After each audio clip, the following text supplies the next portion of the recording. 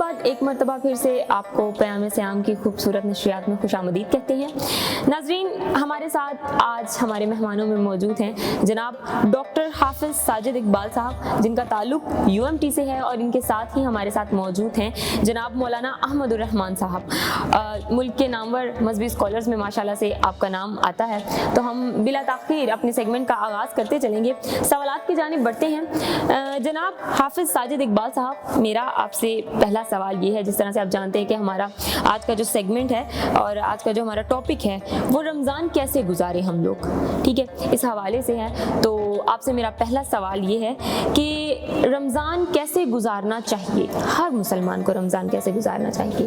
जी बिस्मिल्लाहिर्रहमानिर्रहीम। सबसे पहले मैं आप लोगों का, पूरी टीम का शुक्रिया अदा करता हूँ कि आपने इंतहाई अहम मौजू पर इस सेगमेंट का आगाज़ किया है।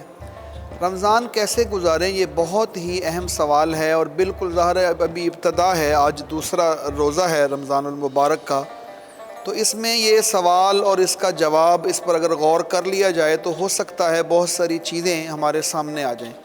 सबसे पहले हमें ये बात समझनी होगी कि रमज़ानुल मुबारक है क्या चीज़ और इसकी इतनी अज़मत, इसकी बरकतें, इसकी वजह क्या है।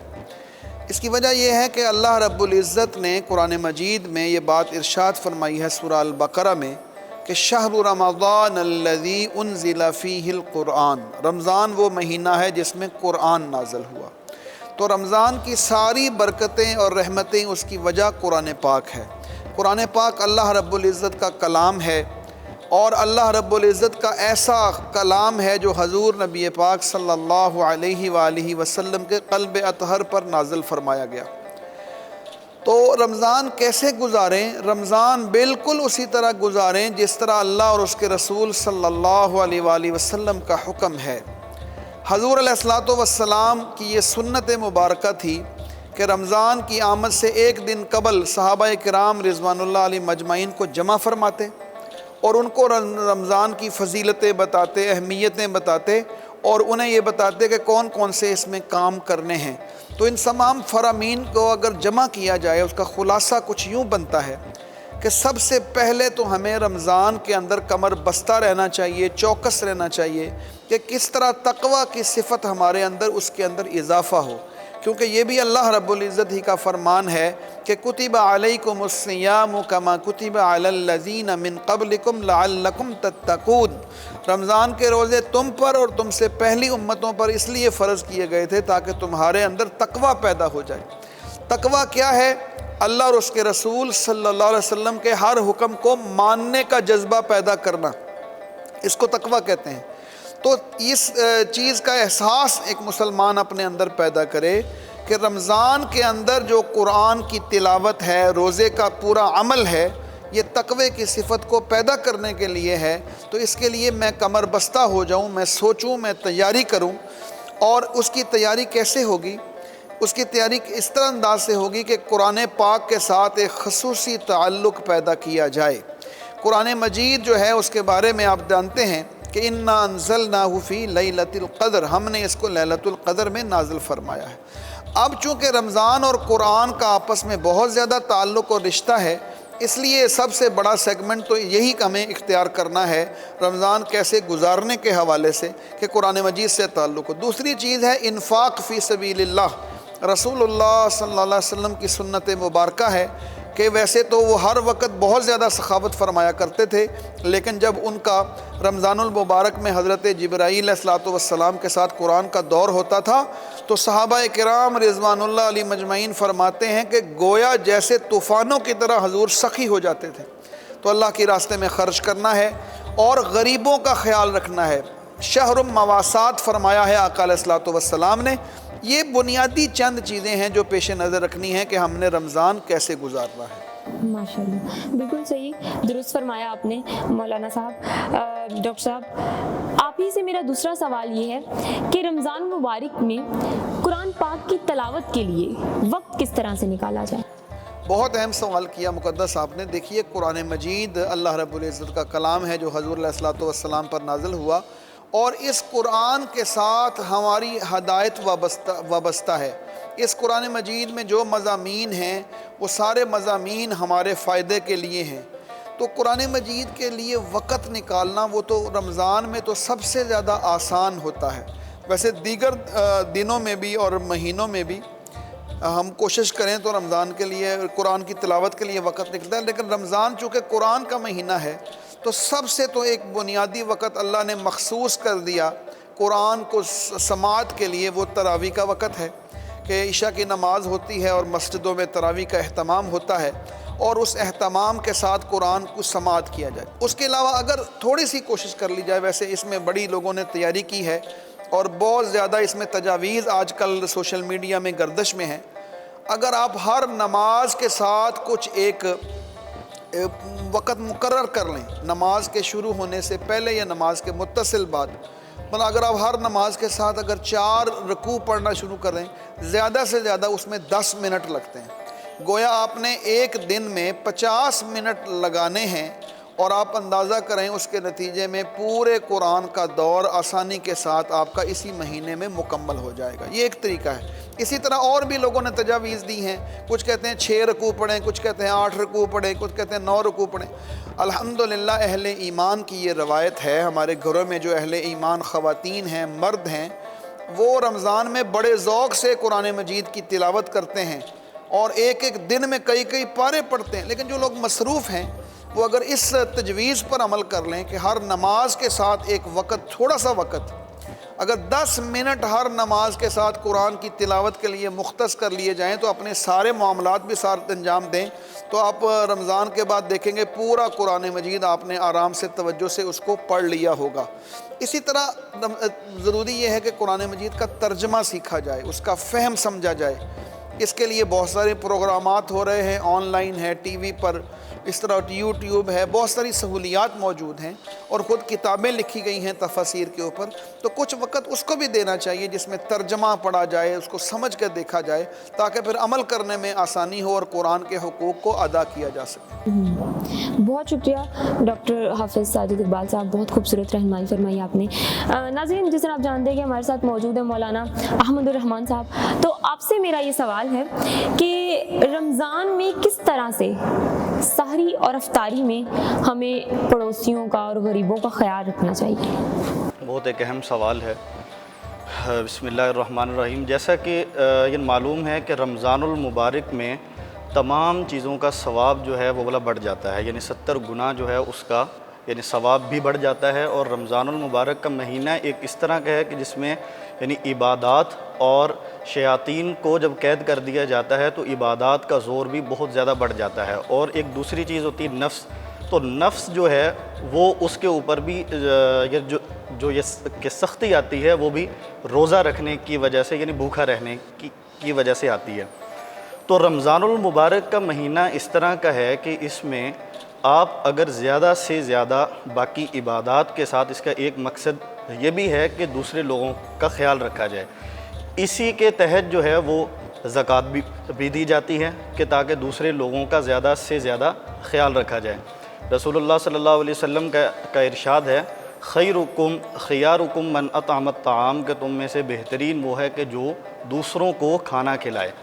تو لوگ یعنی زکوٰۃ تو یعنی دیتے ہیں، غریبوں کا خیال بھی رکھتے ہیں، لیکن اس میں یعنی میری رائے کے مطابق کہ اگر آپ جو ہے یعنی غریبوں کا اگر آپ خیال رکھ رہے ہیں، کوئی صدقہ وغیرہ اگر آپ کر رہے ہیں یا آپ جو ہے زکوٰۃ دے رہے ہیں، تو اس میں ایک ہوتا ہے کہ زکوٰۃ کی ادائیگی، پھر اس کے اندر دوسری چیز یہ ہے کہ مستحق شخص تک بھی پہنچائی جائے.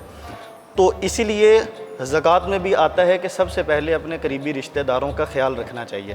یہ اس بات کا جو ہے یعنی لنک میں اسی کے ساتھ یعنی کہ جو ہے نا ابھی جو ہے میں ملاتا ہوں کہ سحری اور افطاری میں غریبوں کا خیال کس طرح رکھیں. جس طرح یعنی زکوٰۃ میں حکم ہے کہ قریبی رشتہ داروں کا سب سے پہلے خیال رکھیں، اسی طرح جو ہے سحری اور افطاری میں اپنے محلے سے شروع کریں، اپنے علاقے سے شروع کریں. اس میں آپ دیکھیں کہ کون سے غریب لوگ ہیں، ان کے رمضان المبارک سے قبل ہی ایک جو ہے یہ فہرست جو ہے وہ ولی آپ بنا لیں، ٹھیک، ان کے گھروں میں راشن وغیرہ پہنچانے کا انتظام کیا جائے. اسی طرح افطاری میں بھی یعنی آپ پہلے بھی دے سکتے ہیں رمضان المبارک سے قبل بھی، اور اسی طرح عین موقع پر بھی. یعنی کچھ سفید پوش لوگ بھی ہوتے ہیں کہ جو سوال وغیرہ نہیں کرتے، تو ان کی عزت نفس کا بھی خیال رکھتے ہوئے ان کے گھروں تک راشن اور افطاری کا اور سحری کا سامان پہنچانا چاہیے۔ جی بالکل، بہت شکریہ ڈاکٹر صاحب۔ آپ سے میرا اگلا سوال یہ ہے کہ سنت کے مطابق سحری اور افطاری کا کیا طریقہ کار؟ بہت اہم سوال ہے یہ۔ ایک تو ہمیں اس بات کو سمجھنے کے لیے اس پس منظر، اس ماحول کو سمجھنا ہوگا جس میں رسول اللہ صلی اللہ علیہ وسلم اور ان کے صحابہ کرام رضوان اللہ علیہ مجمعین جو ہیں وہ موجود تھے۔ یاد رکھیے کہ اس دور میں بہت سادگی تھی اور اتنی نعمتیں میسر نہیں تھیں جتنی نعمتیں کھانے پینے کے حوالے سے اور تکلفات کے حوالے سے آج ہمارے سامنے موجود ہیں۔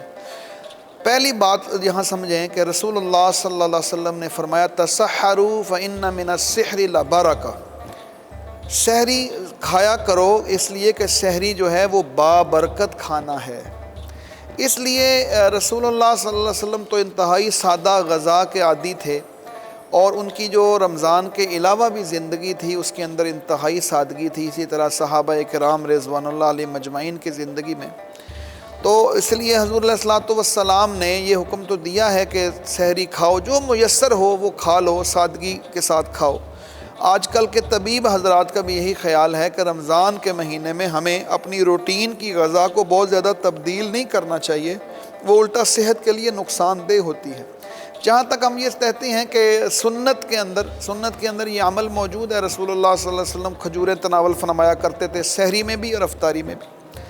اور سحری افطاری کے حوالے سے ایک تو بڑی سنت یہ ہے کہ جیسے ہی افطار کا وقت ہو بلا تاخیر افطاری کر لینی چاہیے، اور اس کو لمبا نہیں کرنا چاہیے۔ بعض اوقات ہم بیٹھے رہتے ہیں، ابھی اس مسجد کی اذان ہوگی، اس مسجد کی اذان ہوگی، جیسے ہی وقت ہو رسول اللہ صلی اللہ علیہ وسلم کی سنت مبارکہ یہ ہے کہ افطار میں وقت ہونے کے بعد تاخیر مناسب نہیں ہے۔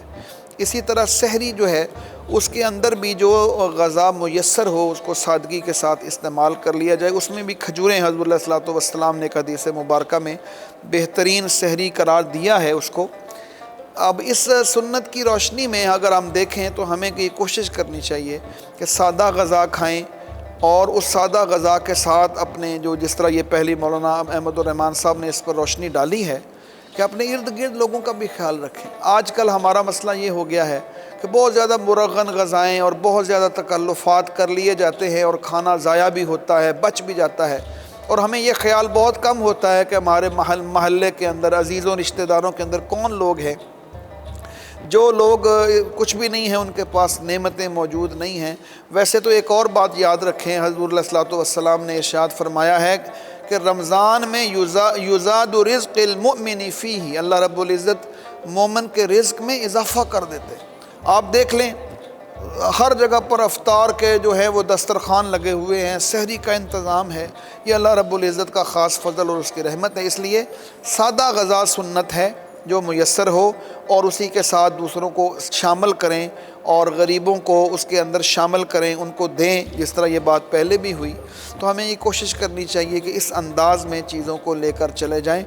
اور یہ جو بات ہے رسول اللہ صلی اللہ علیہ وسلم نے فرمایا کہ دوسروں کو بھی اپنی افطاری کے اندر شریک کرو، اتنا زیادہ اجر و ثواب حضور علیہ الصلوۃ والسلام نے اس کا بیان فرمایا کہ صحابہ فرماتے تھے ہمارے پاس تو کچھ زیادہ چیزیں نہیں ہیں، جیسے میں نے شروع میں عرض کیا تھا کہ اس دور میں اتنی زیادہ سہولیات موجود نہیں تھیں، تو حضور علیہ الصلوۃ والسلام نے فرمایا پانی کا گھونٹ بھی پلا دو اگر کسی کو تم افطاری کے لیے، تو اللہ رب العزت تمہارے بہت زیادہ ثواب کا باعث ہوتا ہے۔